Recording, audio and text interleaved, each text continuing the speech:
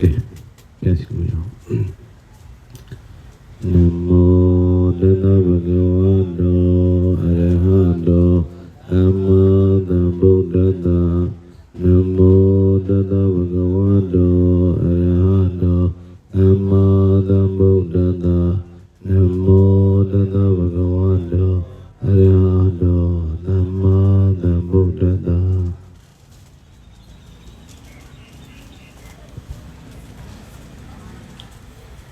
Long dù nhã doa tất đa hoa chán ta cô say nhẹ bà gì u ba yam bê kinh sen huê nhẹ cha bà gì lùa chín chín lép bà chín kinh xin cha bà gì a chín đi chín a chín chín kinh xin cha bà gì Sinh ye lu jin a chin chin kinh xin cha bà gì lu ya bi ga đi ji doa bi nhà đô bà gì lu ya bi ga đi ji doa bi nhà đô bà gì lu ya bi ga đi ji doa bi nhà đô bà gì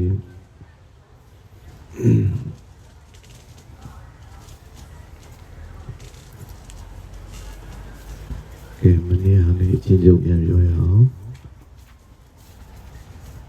Mani udla ubba mabare dua sahun yang terseru panjaru. Ari madru ne pada bro wirnari, panjang di wirnari fijar sabio kere. Ari ma saku wenyen dua sare lezong bo siapa bo. Saku wenyen dua dona wenyen dua kana wenyen dua siwa wenyen dua. Ari le myo bo ari dwe le myo ma jaro ubekha daha ganda saku winyana akolon ubekha daha ko ji be hola he saku winyin dwe le ubekha toda winyin dwe le ubekha kana winyin dwe le ubekha siwa winyin dwe le ubekha ba jaw ubekha ji be phit ya da le bo hola he ba jaw no so ro wutharamana kadana ya dubala bawa do watu ayo thi khai mu ha ane do jaw lo yin jin jok le ara ma ta hola he ya be no Now ka wa do a che bong le do ne li ko ba wo ne ji ma ya me hola he a che bia bong le pa de ai do a jin jok phi ya do ara li ko ma tha ya me now ala bi de now ma kaya winyin dwe la me bo kaya winyin dwe ja yo ba jaw dukha da ko lo ne myo phit ne ya la le a jin jok phi ma hola he jin jok phi ya ba lo so do wutharamana kadana balawa bawa do twi la he Sia hari aje ini be loyin jang le ja ro wutharamana kadaya balawa bawa do aje ye ja ne le ji lai no ti ta no wuthu ayon thi khai mu ha in a ji lo twi noအဲ့ဒါလေးloyinအဖြစ်ပဲပေါ့နော်ဂျန်တဲ့ဟာကကြတော့ဒီအကျေချက်ပြတဲ့ဟာလေးပေါ့ရလားနောက်အဲ့ဒါပြီးတော့ဝတ္ထုအာယုံတိခိုက်မှုကအဲ့လိုအားကြီးတဲ့အတွက်တချို့ကြတော့အိဋ္ဌာယုံမှာဆိုဒုက္ခသားကိုအိဋ္ဌာယုံကြတော့ဒုက္ခသားကိုဆိုပြီးတော့ဒုက္ခသားကိုနှစ်မျိုး꿰သွားတယ်ပေါ့နောက်တမ္ပလိဆိုင်တွေးရလည်းပဲဘာလို့ဆိုရင်ဥပ္ပခါသားကိုကြီးပဲဟုတ်တယ်မဟဲ့အဲ့တမ္ပလိဆိုင်တွေဘာကြောင့်ဥပ္ပခါသားကိုကြီးပဲဖြစ်ရတာတော့ဆိုတော့ညာတမာနနိတ္တယတော့အလတ္ထာနန္ဒရာပစ္စယတာယတူတော်မိယာရှိသောပစ္စည်းမှာဟုတ်တယ်မဟဲ့စက်မှာတမနာနေတဲ့လူတော်မြာရှိသောစိတ်မှာအလတ္တနန္ဒပစ္စယတယမရအပ်သောအနန္တပစ္စည်းရှိသည်ဖြစ်ကြောင်းမိယာမတူတဲ့စိတ်တွေကနေပြီးတော့မိယာတူတဲ့စိတ်စီကနေအထောက်ပံ့အောင်မရလို့ဟုတ်လားအနန္တပစ္စည်းကောင်းမရလို့ပေါ့မိယာတူတဲ့သူကရတာကမိယာမတူတဲ့စိတ်စီကနေရတာနော်ဟောဆိုသူကပစ္ဆရဝဇန်ဒီစကုဝိညာဉ်တမ္ပတိဆိုင်တို့ဒီစကုဝိညာဉ်တမ္ပတိဆိုင်ဆိုပြီးတော့ဝိသိစဉ်ကိုကြည့်ရင်စကုဝိညာဉ်ပြီးမှဖြစ်ရတယ်သောတာဝိညာဉ်ပြီးမှဖြစ်ရတယ်ဒွေမသဝိညာဉ်တစ်ဆယ်ပြီးမှဖြစ်ရတယ်ကိုပြောမယ်ဆိုရင်ဟုတ်လားဒွေမသဝိညာဉ်တစ်ဆယ်ပြီးမှဖြစ်ရတယ်ဆိုဒွေမသဝိညာဉ်ရဲ့မိယာကြတော့စကုဝတ္ထုသောတာဝတ္ထုခန္ဓာဝတ္ထုဇီဝဝတ္ထုကာယဝတ္ထုဆိုပြီးတော့ကြာအဲ့ဒီပင်စဝတ္ထုဖြစ်ပြီးတော့ကြာအခုတမ္ပတိဆိုင်ရဲ့မိယာကြတော့အရိယဝတ္ထုဆိုပြီးတော့မိယာကကွဲမနေပါဆိုရင်ကွဲနေတယ်နော်အဲ့လိုကွဲနေတဲ့အတွက်သူကမိယာတူတဲ့စီကနေပြီးတော့အနန္တပစ္စည်းခြေစုပ်မျိုးမရဘူးမိယာတူတဲ့စီကနေမှခြေစုပ်မျိုးမှုရမှတာလေပို့ပြီးတော့အားရှိတယ်ဟုတ်လားဟဲ့မနေ့ကဘောလုံးပွဲလေးနဲ့ဥပမာပြောခဲ့တယ်မလား ကိုယ်နဲ့ရောက်သွားပြီဆိုလို့ရှိရင်တော့ချင်းချင်းကစားမှုကအတွေ့ပဲညီမသားလင်းအဲ့ဒါဘယ်လိုပြောမှာတော့တော်တော်အားရှိတယ်ပေါ့နော်အဲ့လိုမျိုးလေးပါပဲနောက်အဲ့ဒါပြီးတော့ကြာ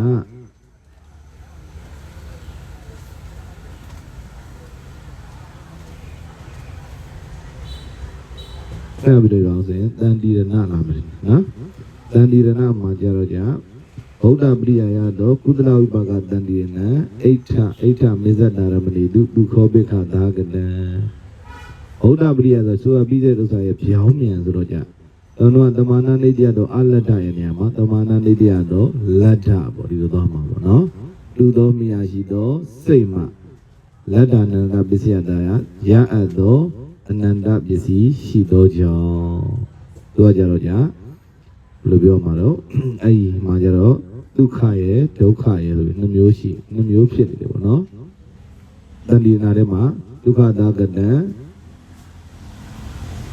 သောမနသာကတံတဏှာစိတ်တံဥပ္ပခာသာကတံတဏှာစိတ်တံဆိုပြီးနှစ်မျိုးရှိရမလားဟဲ့အဲ့ဒါကိုပြောတာနော်အဲ့လိုတဏှာနှစ်မျိုးကွဲပြားခြင်းအကြောင်းလေးကိုပြပါတယ်အဲ့ဘာလို့တော့အဲ့လိုနှစ်မျိုးကြသူကြဘာလို့နှစ်မျိုးပြားဆိုတော့သူကကြတော့မိယာတူတဲ့စိတ်စီကနေရအပ်သောအနန္တပစ္စည်းရှိသောကြောင့်သူ့ရဲ့ရှိမှာဘာရှိတော့ဆိုတော့တံပတိဆိုင်ရှိတယ်ပေါ့နော်ဝိရိဇ္ဇနေနဲ့ပြောရင်နော်တံပတိဆိုင်မှာတန်တိရဏအဲ့ဒါဆိုရင်တံပတိဆိုင်ကဘာကိုမိလဲဆိုတော့ကြာဟရိယဝတ္ထုကိုမိတယ်တန်တိရဏကလည်းပဲဟရိယဝတ္ထုကိုမိတယ်အဲ့လိုမိယာတူသောစိတ်စီကနေအနန္တကျေစုပြုတဲ့ပစ္စည်းကိုရလို့မို့အားရှိတယ်အားရှိလို့မို့ဒုက္ခဖြစ်တဲ့နေရာဒုက္ခဒုက္ခဖြစ်တဲ့နေရာဥပ္ပခဖြစ်တဲ့နေရာဥပ္ပခဆိုပြီးဖြစ်ပါတယ်လို့ပြောတာဟုတ်ပြီလားဟဲ့နောက်အဲ့ဒါပြီးတဲ့နောက်မှာဗာလေးပြတော့အဝဇန်တွေးပေါ့အဝဇန်တွေးရလဲဥပ္ပခသားကိုကြီးပဲဟုတ်လားဟဲ့သစ္စာရဝဇန်မနောရဝဇန်အဲ့တော့အဲ့ဒီနှစ်ပါးလုံးဘာကြောင့်ဥပ္ပခကြီးပဲဖြစ်ရတာတော့ပေါ့နှစ်ပါးလုံးဟာလူရင်းအချင်းချုပ်လေးကတော့တပ္ပထာပိဝိတ္တယရတမနုဘိတုံတကောတိတွေ့လိုက်တပ္ပထာပိဝိတ္တယနာတပ္ပထာပိဝိတ္တယရတမနုဘိတုံတကောတိတတမပဲတပ္ပထာပိလုံးစုံတော့ပြားပြင်းဝိတ္တယရတအာယုံရတာကိုအနုဘိတုံခံစားခြင်းကနာတကောတိမစွမ်းနိုင်ကြဘူးနှစ်ပါးလုံးဟာအဲ့တော့ဘာလို့မစွမ်းနိုင်တယ်လဲဆိုတာတော့တစ်ခုစီလိုက်ကြည့်ပေါ့နော်ပိဿရဝဇန်ကဘာလို့မစွမ်းနိုင်တာတော့ပိဿရဝဇန်လေးကကျတော့ရှေးတုန်းကတစုံတစ်ခုသောအာယုံကိုမယုံပါသေးတဲ့အာယုံမယုံတစုံတစ်ခုသောစိတ်ဒီမယုံအသေးတည်တာဖြစ်သောအာယုံနဲ့တစ်ချိန်သာလင်ဖြစ်ရတဲ့အတွက်အာမရှိဘူးဟုတ်လားဟဲ့နောက်ဟိုကကျတော့နောက်ဖြစ်သောမနောရဝဇန်ကြဒါကြောင့်အကျယ်ပေါ့နော်ဟုတ်ပါလားအချင်းချုပ်ကတော့လုံးစုံသောချင်းအပြင်အာယုံရတာကိုခံစားခြင်းကမစွမ်းနိုင်ရဘူးဘာလို့မခံစားနိုင်တာလဲဆိုတာလေးကိုနည်းနည်းလေးချက်ကြည့်ရမယ်ဟုတ်လားအဲ့တော့ဘယ်ကနေစဆိုတထပနာပုရိမံပေါ့နော်အနည်းချုပ်လေးကနှစ်ခုလုံးနှစ်ပါးလုံးဒီလုံးစုံသောချင်းအပြင်အာယုံရတာကိုခံစားခြင်းကမစွမ်းနိုင်ကြဘူးအဲ့လိုမစွမ်းနိုင်တဲ့အတွက်ဥပ္ပခါတွေကြီးပဲဖြစ်ရတယ်ဟုတ်လားဟဲ့ဘာလို့မစွမ်းနိုင်ရတာတော့ဆိုတာကိုအထက်မှာမနေ့ကအကျေပြောခဲ့ပြီးအဲ့ဒါလေးကိုမှတ်ပေါ့နော်သစ္စာရဝဇန်စိတ်ဘာလို့ဥပ္ပခါဖြစ်ရတာတော့မနောရဝဇန်စိတ်ဘာလို့ဥပ္ပခါဖြစ်ရတာတော့ဒီလိုရင်းလေးပဲမေးလို့ရပါတယ်ကဲအဲ့ဒါလေးကိုတော့အချင်းချုပ်ခါထာလောက်ပြတာပေါ့နော်အောက်ကခါထာကဲအဲ့ဒါခါထာလေးတော့ကြစို့ဝဋ္ဌာလံဘသဘာဝနံဘုဒ္ဓကာနိညိခတနံဒုပ္ပလံဣတိသက္ခာတိစတုစိတ်တမူပိခတံဒါစကုဝိညာဉ်စာဟိတဲ့စိတ်၄မျိုးစကုဝိညာဉ်သောတာဝိညာဉ်ကာနဝိညာဉ်ဇီဝဝိညာဉ်ဒီစိတ်၄မျိုးရဲ့ဥပ္ပခသားကိုဖြစ်ခြင်းအကြောင်းလေးကိုအကျဉ်းချုပ်သူဟောလုပ်ပြတယ်ပေါ့နော်ဂါထာရေးပြတယ်ကဲဆိုကြအောင်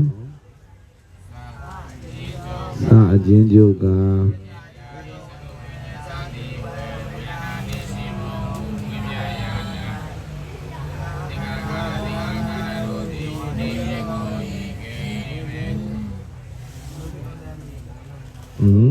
အဲ့ဂါထာနေစပြီလေဝဋ္ဌာလံဘသဘာဝနံဝတ္ထုသဘော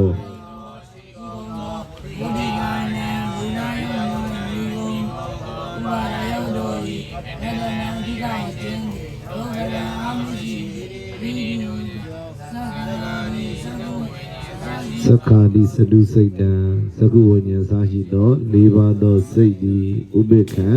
ဘေခဝေနာရှိဟုတ်လားဟဲ့ဝဋ္ဌလမသဘာဝနဲ့ဝတ္ထုသဘောအာယုသဘောရှိကုန်သောဗုဒ္ဓကနံဘူတယုတ်ကိုအမိပြုတဲ့ဥပါဒယုတ်တို့ဤဥပါဒယုတ်အချင်းချင်းပေါ့ဘာဘုတ်ယုတ်ကိုမိတဲ့ဥပါဒယုတ်အချင်းချင်းထိခိုက်မှုဟာအာနေတယ်ဟုတ်လားဟဲ့အာနေတဲ့တို့ရှိမှတော့ပြောကြတယ်သကုဝိညာဉ်သကုပဒါရလည်းဥပါဒယုတ်ပဲဟုတ်လားဟဲ့သူ့ရဲ့မိယာဖြစ်တဲ့ရူပါယုံတတ္တယုံခန္ဓာယုံဒါတွေကလည်းပဲဥပါဒယုတ်တွေပဲဟုတ်လားဟဲ့ဥပါဒယုတ်ချင်းချင်းထိခိုက်မှုဟာအာနေတယ်ဘာနဲ့တော့ဝါကွန်းပေါက်လေးနဲ့ဝါကွန်းပေါက်လေးထိတယ်လို့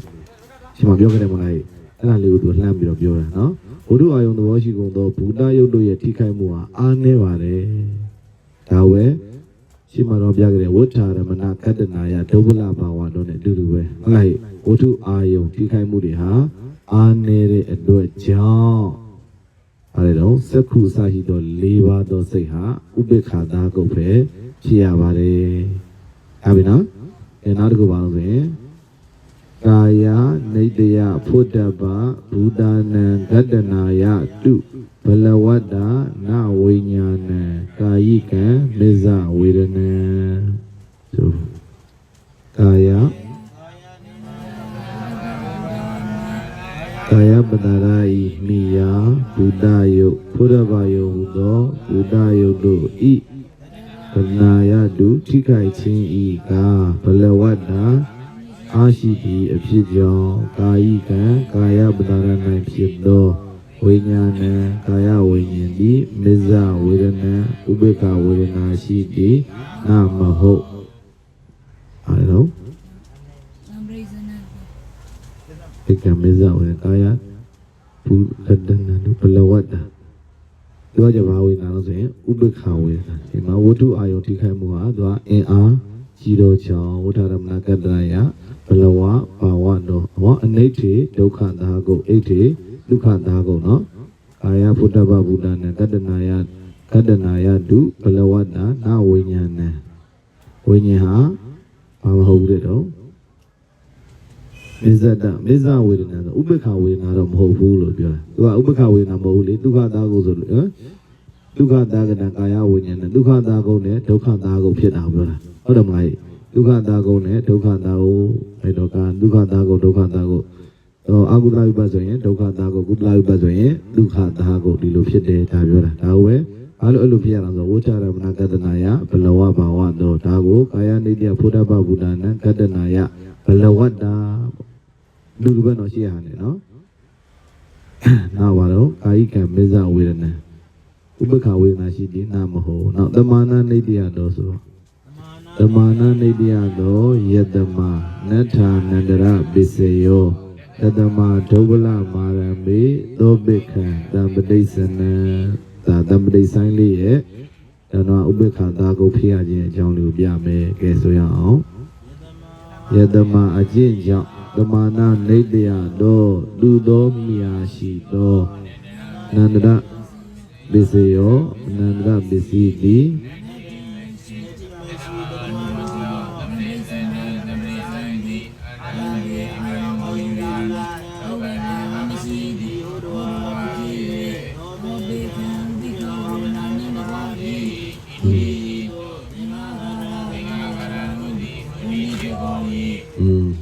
ရှေ့ဟာပူကျင်းနေပါလေဟုတ်လားတမာနနတ္တယတော့အလဒနာရပစ္စယတာယလူတော်မိယာရှိတဲ့စိတ်စီကနေ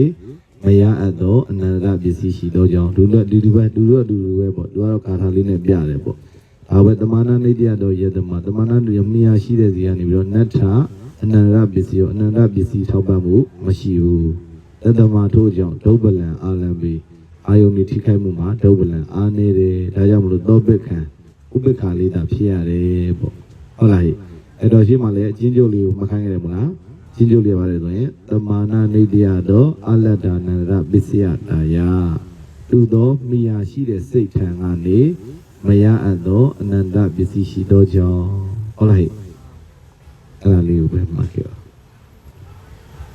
နောက်တစ်ခုတော့ရအောင်ကုသလတ္တဝိပါကာနိကုသလဝိပါကာနိပေါ့သူကဝိဇ္ဇုပြုပြတာကုသလဝိပါကဘာကိုပြောအောင်ဆိုကုသလတ္တဝိပါကာနိကုသလဝိပါကုသိုလ်ရဲ့အကျိုးတွေကိုကုသလဝိပတ်လို့ခေါ်ပါတယ်ဟုတ်လားဟဲ့နောက်တံပယုတ်တဟေတုဝိရဟတောအဟေတုကစိတ်ဓာနိအဟိမယခြင်းအကြောင်း အာဟိလို့ဘာလို့ခေါ်တော့ကြတာတံပြုတ်တာဟေတုဝိရဟတော့ရှင်ဘက်ဟိတ်မှကင်းသောကြောင့်အာဟိတုကစိတ်တန်ဒီစာအာဟိစိတ်လို့ခေါ်တယ်ဟုတ်ပြီလားဟိဘာလို့ခေါ်အောင်ဆိုရင်အာဟိစိတ်လို့ဘာလို့ခေါ်အောင်လဲရှင်ဘက်ဟိတ်မှကင်းသောကြောင့်ဟိတ်မရှင်ဘူးဟုတ်လားဟိအားလေလားတွေ့လားတံပြုတ်တာဟေတုဝိရဟတော့ရှင်ဘက်ဟိတ်မှကင်းဒီဖြစ်ကြောင်းအားလေနော်ရှင်ဘက်ဟိတ်တွေကနေကင်းသောကြောင့်ဟိတ်တွေရှင်ရလားဆိုရင်မရှင်ဘူးနော်သူတို့ရဲ့ရှင်ဘက်စိတ်တွေကိုရှင်ဘက်စိတ်တွေကိုလိုက်ကြည့်ရင်ဟိတ်ဖြစ်တဲ့လောဘဒေါသမောဟအလောဘအဒေါသအမောဟတွေမရှင်ညာဘူးအာဟိစိတ်တွေရှင်ဘက်ကိုကြည့်ဟုတ်လားဟိအာဟိစိတ်တွေရှင်ဘက်ကိုသင်္ဃာလိမှာပြထားတယ်မလားသင်္ဃာလိမှာပြတော့ဘာလို့ရှင်တော့အာဟိစိတ်တွေရှင်ဘက်ကိုကြည့်လိုက်အဲဒီချက်တော့ကြည့်လိုက်အာဟိစိတ်သင်္ဃာလိဆိုတွေ့တယ်မလားအဲ့မှာတစ်ချက်လမ်းကြည့်လိုက်ဒီချာတော့အောင်လို့ဟိတ်တွေဆိုတာတခြားမဟုတ်ဟိတ်တွေဆိုတာလောဘဒေါသမောဟအလောဘအဒေါသအမောဟဒါတွေကိုဟိတ်လို့ခေါ်တယ်တွေ့လားဟိတ်ဘာလဲတော့အာဟိတုကေတုပနာဟသနာစိတ်တေတဝစန္ဒဝဇိတာအညာသမနာဒေါသဓမ္မသင်္ဃကိသန္တိအညာသမဏိကြီးပဲရှင်တာအညာသမဏိတွေမှာလောဘဒေါသမောဟအလောဘအဒေါသအမောဟပါလားမပါဘူးလောဘဒေါသမောဟကအာဟုတုစေတရိတ်တွေမှာပါတယ်အလောဘအဒေါသအမောဟကတော့သောဗနာစေတရိတ်တွေမှာလည်းပါတယ်ဟုတ်တယ်မလားဟဲ့အဲကြောင့်မလို့အဲ့ဒီဟိတ်ရှင်ငါဆိုလို့ရှင်မရှင်ဘူးလောဘဒေါသမောဟလို့အမိရသောဟိတ်အလောဘအဒေါသအမောဟလို့အမိရတဲ့ဟိတ်တွေကျန်တဲ့စိတ်တွေလည်းအတူတူပဲနော်12ပါးရှင်နဲ့10ပါးရှင်နဲ့10ပါးရှင်နဲ့ဒါမျိုးလေးပဲ꿰သွားမှာချင်းချုံလိုက်ရင်တော့သူတို့ရဲ့ရှင်ဘက်စေတသိက်တွေဟာအညာသမစေတရိတ်တွေကြီးပဲအဲ့ဒီအညာသမစေတရိတ်တွေထဲမှာလည်းလောဘဒေါသမောဟအလောဘအဒေါသအမောဟဆိုတဲ့ဟိတ်တစ်ပါးမှပါရဲ့လားမပါဘူးပါတဲ့အတွက်အဲ့လိုမျိုးရှင်ဘက်ဟိတ်ကင်းတဲ့အတွက်အဲ့ဒီအခုပြခဲ့တဲ့စိတ်တွေကိုအာဟိစိတ်လို့ခေါ်ပါတယ်တွေ့လားဟိတ်အဲ့ဒါနော်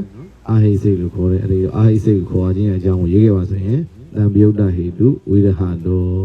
အဲ့ကုသိုလ်ရဲ့အကျိုးလည်းဟုတ်တယ်အာဟိလည်းဖြစ်တယ်ဒါကြောင့်မလို့ကုသလဝိပါကဟေတုကစိတ်လို့ခေါ်ပါတယ်ကုသလဝိပါကကုသိုလ်ရဲ့အကျိုးလည်းဖြစ်တယ်အာဟိတုကစိတ်တာနိအာဟိစိတ်လည်းဟုတ်တယ်ဒါကြောင့်မလို့ကုသလဝိပါကဟေတုကစိတ်လို့ဒီလိုဖော်ပြတယ်နော်အဲ့ဒါနောက်နိဗ္ဗာန်ကဟေတုဝတိနာနိဗ္ဗာန်နိပိဟေတာနိတံပြုတ်တဟေတုဝတိနိဝအာဟိတုကဝိဟာရ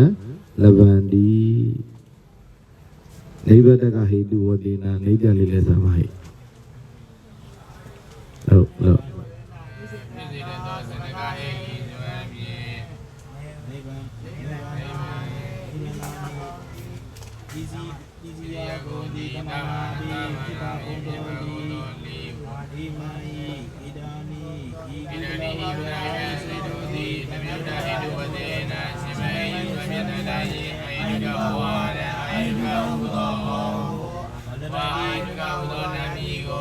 ဒီလာကိုဤကတမမေယောတမျိုးတွေဒုဝတေနာဒီမာရေးစာနေနာရေးအိဒုကဝါရေအိဒုကဘောလဗန္ဒီယာဘုန်နီကျွန်တော်အများကြီးဒေးထားတာနောက်ကြည့်တော့ဒေးတယ်နိဗ္ဗာန်ကဟေတုဝတိနာနိဗ္ဗာန်နိပိဟေတာနိဟိမမာဧတာနိဤအာဟုသောစိတ်တရားနိဗ္ဗာန်ကဒီအာဟိစိတ်တရားပေါ့နိဗ္ဗာန်ကဟေတုဝတိနာဖြစ်စေတတ်သောဟိတ်အစွမ်းဖြင့်နိဗ္ဗာန်နိဖြစ်ရကုန်သည်တမနာနိပိဖြစ်ပါကုန်သောလီဧတာနိဤကုသလဝိပတ်စိတ်တို့သည်တံပယုတ်တာဟေတုဝတိနေဝဟုတ်လားဟိရှင်ဘဟိတ်အစွမ်းကြောင့်သာလျှင်အာဟိတုကဟောရတယ်လဗန္တိအာဟိဆိုတဲ့အခေါ်ဝေါ်ကရှင်ဘဟိတ်ရှိခြင်းမရှိခြင်းဆိုတာကြောင့်သူကနာမည်ရတယ်ပေါ့ရှင်ဘဟိတ်ရှိရင်ရှင်ဘဟိတ်မရှိရင်အာဟိစိတ်ရှင်ဘဟိတ်ရှိတော့တာဟိစိတ်လို့ဒီလိုရပါတယ်တဲ့ဟုတ်လားဒီလိုပြောတာနော်အာဟိတုကဝတိနာနိဗ္ဗာန်ကဟိတုဆိုတာသူ့ကိုဖြစ်စေတတ်တဲ့ဟိတ်ပြုလို့ဖြစ်စေတတ်တဲ့အကြောင်းဖြစ်ရှိကြပါတော့လေပေါ့တစုံတစ်ခုမှာအကြောင်းရှိတယ်ပေါ့တခုတစ်ခုဖြစ်စေရတဲ့အကြောင်းတွေမှာအကြောင်းကိုယ်စီရှိတယ်ဇနကဟိတ်ဆိုတာသူ့ကိုဖြစ်စေတတ်တဲ့အကြောင်းတရားရှိတယ်ပေါ့နော်သူ့ကိုဖြစ်စေတဲ့အကြောင်းတရားရှိတယ်ဒါပေမဲ့လို့အဲ့ဒီဇနကဟိတ်အစွမ်းဖြင့်ရုပ်ဆန်အဟိတ်ဆိုတဲ့နာမည်ရတာမဟုတ်ဘူးတံပယုတ်တဆိုတာရှင်ဘဟိတ်ရှိခြင်းမရှိခြင်းကြောင့်အဟိတ်ဆိုတဲ့နာမည်ရတာပါတဲ့ဒီလိုပြောတာဟုတ်ပြီလား ရှင်ဘဟိတ်မရှိရင်အာဟိတ်ရှင်ဘဟိတ်ရှိရင်တာဟိတ်ဒီလိုပြောပြတယ်ဟုတ်လားဣတရာအဲ့လိုမဟုတ်ပဲအဲ့လိုမဟုတ်ခဲ့ရင်ဒီရှင်ဘဟိတ်ရဲ့အစွမ်းကြောင့်အာဟိတ်လို့ခေါ်တာမဟုတ်ခဲ့ရင်ရှင်ဘဟိတ်မရှိလို့မို့အာဟိတ်လို့ခေါ်တာမဟုတ်ခဲ့ရင်ဒါမှမဟုတ်တစုံတစ်ခုကဖြစ်စေမှအာဟိတ်လို့ခေါ်တာမျိုးဖြစ်ခဲ့တယ်ဆိုလို့ရှိရင်မဟာဝိပါကေဟိ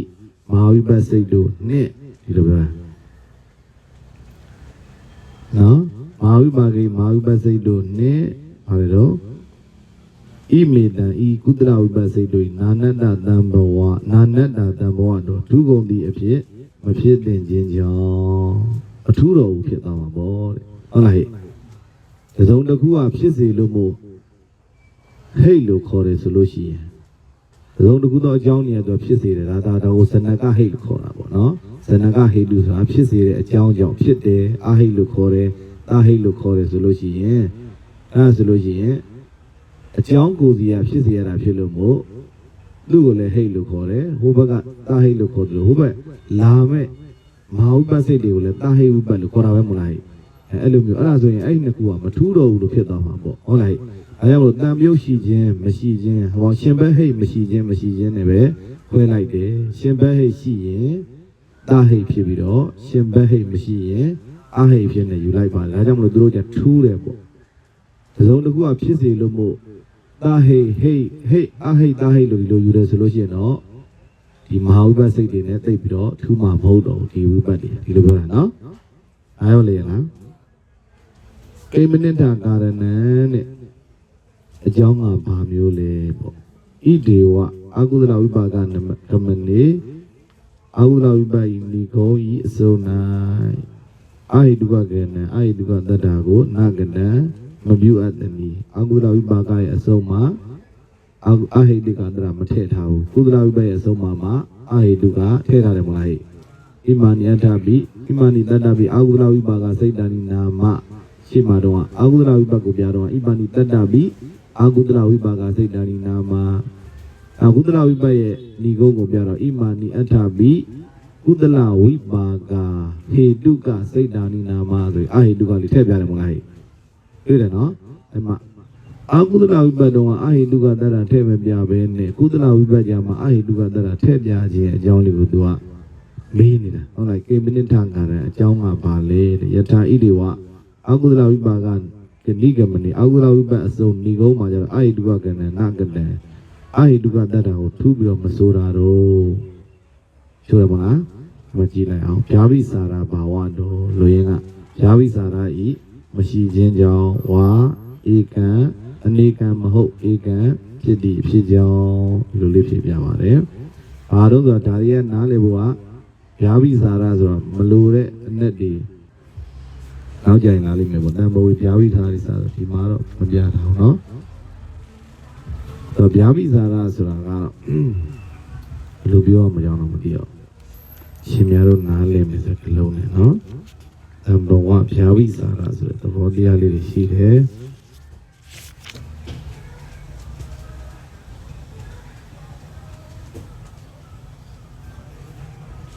မလိုအပ်တဲ့အနက်တွေပါဝင်လာခြင်းပေါ့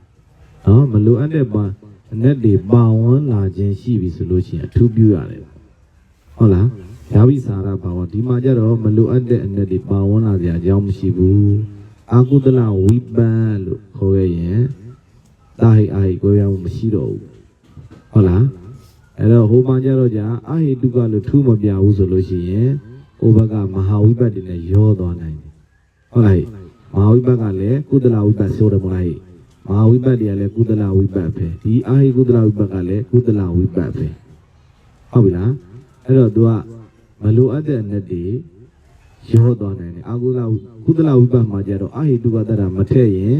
ရောသွားနိုင်တယ်အာကုသလဝိပတ်မှာကျတော့အဲ့ဒါမျိုးရောစရာမရှိဘူးအာကုသလဝိပတ်ဆိုဒီတစ်မျိုးပဲရှိတယ်ပေါ့တခြားမျိုးသားတွေမရှိဘူးဒါပဲယာဝိစာတာဘာဝတော့လို့ဒီလိုအချင်းချုပ်ဖြေထားတယ်ပေါ့ဒါကိုရှင်များတို့တပြည့်တို့ခြေပြုမှာငယ်တော့ကြက်ခဲ့တယ်ဘာလို့အာကုသလဝိပါကဆုံးထိုနီဘုံဝယ်ပေချဖွယ်ရဲ့အာဟိဝိပါတော့တာဟိဝိပမရှိအတွက်ကြောင့်ပါတယ်မို့လားရဘူးလားအာကုသလဝိပါကဆုံးထိုနီဘုံဝယ်ပေချဖွယ်တာဝိပမရှိအတွက်ကြောင့် အာဟိတုကထူးမပြဆရာထုံးစံဒီအမှာတော့ကုသလဝိပတ်ဏီကုံးတော့မှာတပြာသဟိဝိပတ်စိတ်တွေမပါစေဖို့အာဟိတုကထဲ့ဆွက်ပြဆရာထုံးစံဒီဆိုတော့ဟုတ်လားဟဲ့တခြားအရင်ရောတော်မယ့်နေရာမျိုးမှာသာလေထည့်ရတယ်ပေါ့အာဟိတုကတရလေးထည့်ပြတယ်ဘယ်မှာတော့ဆိုတော့じゃအာကုသလဝိပတ်ရဲ့ဏီဆုံးမှာကြတော့အာဟိတုကတရလေးထွဲ့မပြဘူးဣမာနိတတ္တပိအာကုသလဝိပါကစိတ်တာနိနာမတွေ့လားဟဲ့နားလေလားနော်ဣမာနိတတ္တပိဤခုနှစ်မျိုးတို့သည်အာကုသလဝိပါကစိတ်တာနိနာမအာကုသလဝိပတ်စိတ်တို့မြည်ဤလို့ဒီလိုလေးဖွင့်တယ်မို့လားအဲ့ဒီမှာအာဟိတုကတရပါလားမပါဘူးအဲ့တော့ကုသလဝိပတ်ကိုဏီကုံးတတ်တော့じゃဣမာနိအဋ္ဌပိကုသလဝိပါကဟေတုကစိတ်တာနိနာမအာဟိတုကစိတ်တာနိနာမဆိုတယ်မို့လားအဲ့ဒီမှာじゃပါတယ်နော်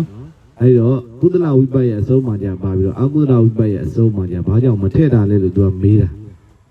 အဲ့ဒါကိုသူကဖြေပြတယ်အချင်းချုပ်ကတော့ဗျာပိစာရပါတော့ဗျာပိစာရမရှိခြင်းကြောင့်ဆိုတော့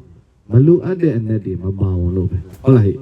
မလိုအပ်တဲ့အနက်တွေမရောနှိုးစရာအကြောင်းမရှိဘူးပေါ့ရောမယ်ဆိုလို့ရှိရင်ဟုတ်လားဟဲ့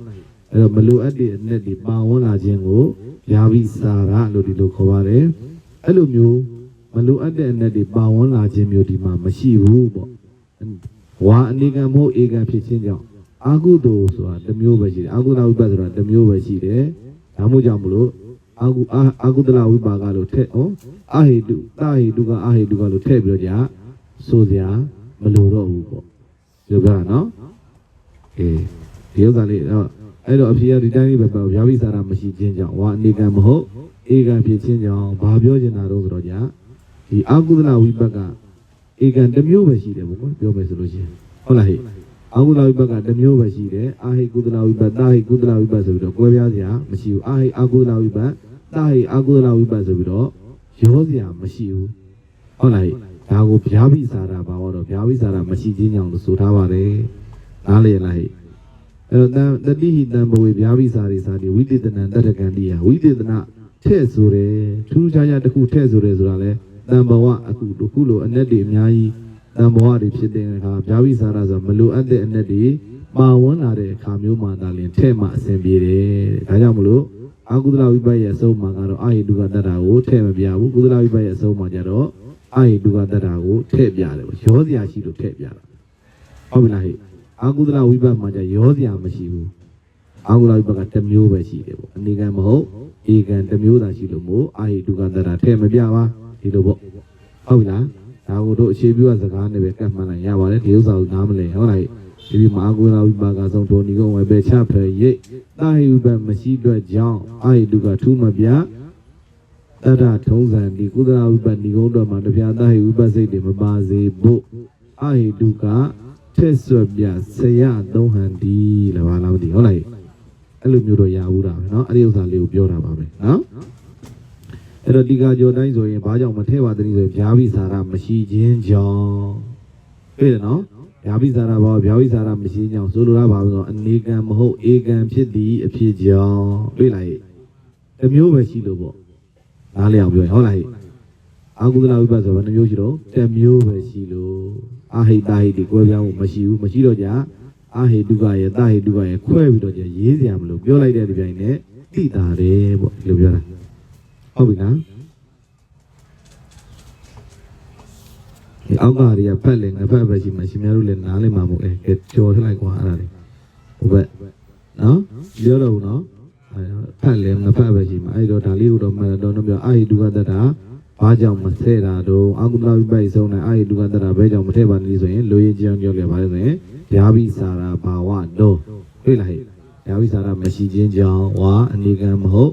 ဧကံဖြစ်သောကြောင့်နောက်ကဟာလေးတွေကရှင်းပြတာခက်လိမ့်မယ်ရှင်များတို့နားလည်အောင်ကိုဘာကိုအေးစေးစေးနည်းနည်းပါကြည့်လိုက်ရင်တော့နည်းပါသဘောတော့ပေါက်သွားလိမ့်မယ်ဟုတ်ပြီလားဟဲ့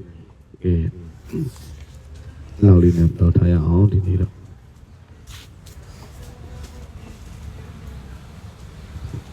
ဒီတော့ကြအောင်ပါနောက်ရကြမှာချကြအောင်ပူလဲပူတော့ကြမယ်ခြေပြူကိုလည်းနောက်ရမှာတော့ကြအောင်ဒီနေ့တော့ရအောင်စောင်း